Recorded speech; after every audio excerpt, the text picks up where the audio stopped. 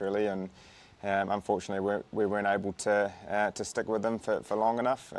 So we know they're going to be full of confidence coming here to Hagley, where, as we know, it's a completely different surface to what was up at the Mount. So we know we've played some really good cricket here over recent years, and I know the guys looking forward to getting out there and trying to play our brand of cricket that we know we're capable of. And we obviously weren't at our best last week, so another opportunity to put a good performance on the board this week. You played a lot of Test cricket at home.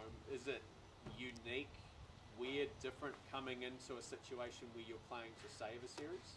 I certainly don't think we look at it that way. I think results at the end of the day are byproducts of doing the work early in the Test match and throughout the Test match. And if you're in a position to push for a win or whatever situation the game is, it's important that you keep trying to push it forward. So for us, it's about going back to what we do really well, and if we do that, then hopefully later on in the Test we give ourselves a good chance of being on the right side. How important is the toss tomorrow? Because obviously, the traditionally green wicket here normally does a bit for a couple of days, but given how hot it's meant to be tomorrow, it means it could potentially only do something for the first session or two.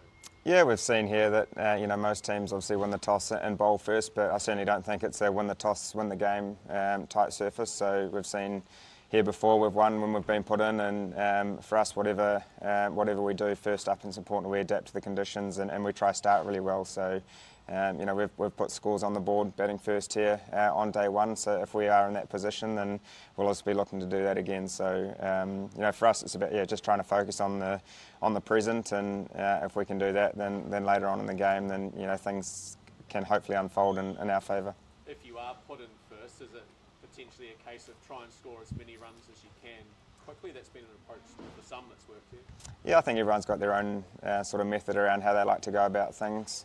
Some people like to get on with it when it is a little bit greener, and some people like to play the long game and try sort of wait for the bowlers to come to you. So that's an individual approach in terms of how guys like to go about things. So guys have been working hard the last couple of days on some wickets that are pretty bouncy in there. So we are looking forward to the opportunity to get back out there. Is this a wicket you're thinking or hoping will favour your pace attacker who struggled at times in the last match? Well, I think we've seen in the past that with the extra pace and carry here, it does suit our bowlers, and obviously there is a little bit more assistance off the surface. So, but in saying that, you need to put the ball in the right area for long periods of time, and if we can do that and build partnerships from both ends, then hopefully we'll give ourselves a good chance. Any special plans for the team for Ross tomorrow, like a guard of honour or anything? We'll do our cap presentations that we do before every Test match. It's obviously a special one for Ross, and we'll also acknowledge it post-Test match. But he's been a great servant for New Zealand cricket, and for us, we'd obviously love to end his Test career on a high. But it's obviously important that we focus on the now and trying to do everything leading up to the end of the game. So it's obviously an exciting week for him and his family.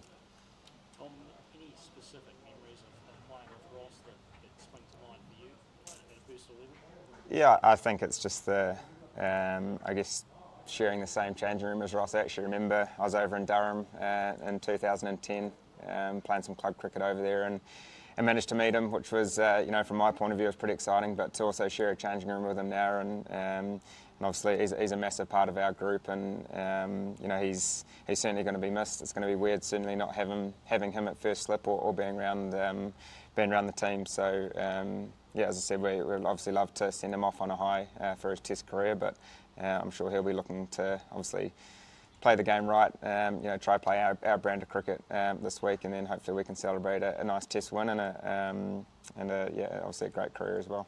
Just on that note, is there anyone who's sort of going to succeed to the throne at first slip?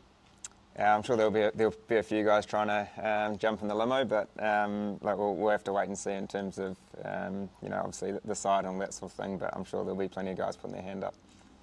What did you learn from the Bangladesh side? Is there anything you took from how they performed at the Mount? You thought, we could use that and do it like they did? Yeah, as I said, I think they played the perfect Test match. I think they, from a bowling point of view, they were able to build partnerships at both ends and create a lot of pressure. They certainly, when it didn't allow us to form partnerships or back-to-back partnerships, and that's certainly a lesson for our bowlers. And and I think they adapted the surface really well, and I think with the bat they were able to build partnerships throughout the whole innings, probably something that we couldn't quite do. Obviously the importance of a first innings score on a wicket like that is really important, so they played really well, and we probably weren't quite at our best, so we've got a great opportunity to try put a performance that we're proud of this week.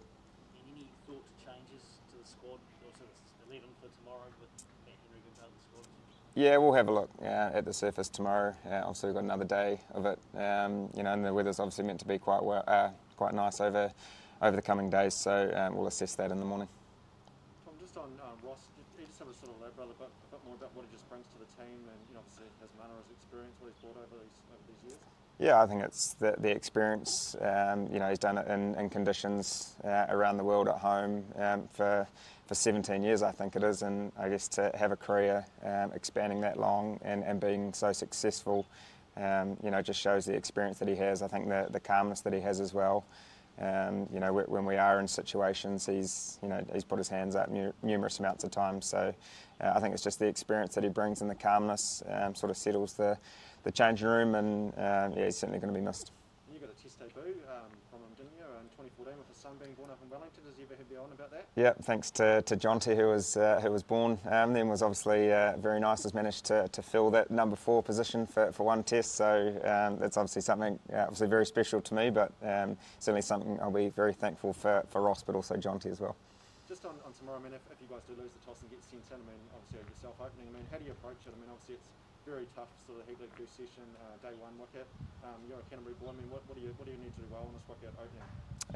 I think it's guys just sticking to their game plan as best as possible. As I alluded to earlier, there's guys sort of approach it slightly differently in terms of what they like to do on a surface that offers a little bit of assistance for the bowlers. So it's a great place to bat. If the sun's out, then we know it does a little bit. But if you can get through that first session, then there's obviously a chance to put runs on the board. So we'll have to wait and see if we're batting or bowling. But regardless of what we're doing, it's important we do that well to start and try to adapt as quick as we can. With that, just with the team, Tom, how many positions are still up for debate, or is it fairly settled apart from maybe the all-rounder? Yeah, it's probably just the all-rounder in terms of whether we believe spin may come into it, or whether the extra seamer may be of use. So we'll assess that in the morning. No, it was literally that. I guess just one quickly, Tommy, from me, if you indulge me for a sec, probably something that these guys want to include in their stories, radio, TV, whatever it is. Dress up day 1 here at Hagley. I guess you're hoping the Cantabrians will come out in force and dress up. Yeah, a great occasion, a great initiative from New Zealand Cricket to have a dress-up day, and obviously a Sunday down here at Hagley. Everyone's weekend, so fingers crossed we can get a good crowd, and then we can see some cool costumes, and I believe there's a few prizes up for grabs as well. Yeah, and any personal faves on the costume front? You put me on the spot, Buzz, but Or a pirate, Oh, pirate would be great. Obviously a Cantab through and through here, so we'll have to wait and see. You got any plans to dress up, Tom? You dress as a New Zealand cricketer? Or? I'll have to be a New Zealand cricketer, I think, for 5 days. Thanks, lads. Perfect. Thank you very much.